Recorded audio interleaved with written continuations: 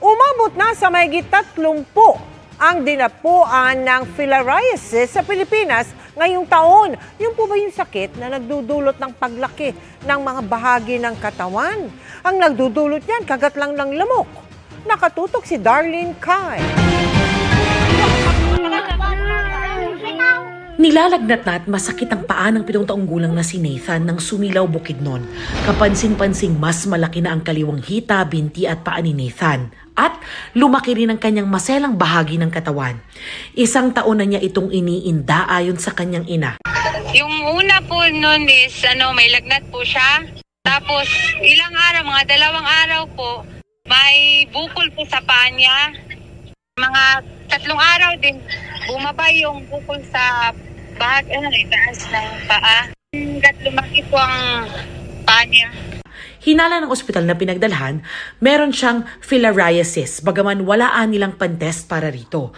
Sabi rin ng infectious disease expert na si Dr. Jean Solante, ang sakit ni Nathan ay filariasis, sakit na nakukuha sa kagat ng lamok.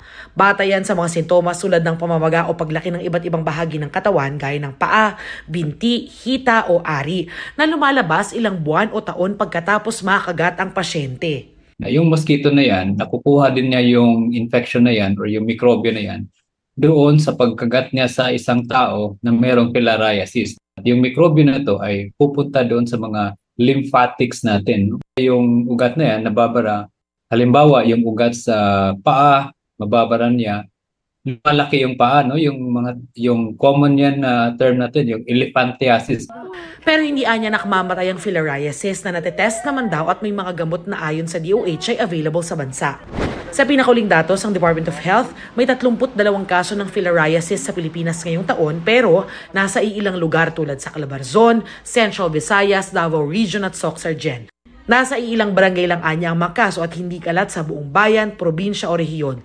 Iba rin ang lamok na nagdadala ng filariasis sa nagdadala ng dengue at karaniwan sila sa mga lugar na maraming halaman. Actually, bumuti na nga po yan eh. Dati, 48 ang mga probinsya.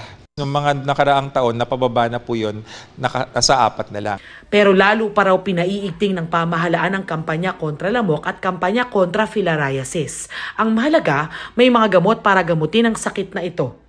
Pareho lang ang pag-iingat na inirekomenda laban sa dengue at filariasis. Yan ay ang pag-iwas at pagpuksa sa mga lamok sa pamamagitan ng pagpapanatili ng malinis sa kapaligiran, pagsusuot ng mahabang kasuotan o insect repellent at agad na pagkonsulta sa health center o ospital oras na makaramdam ng anumang sintomas.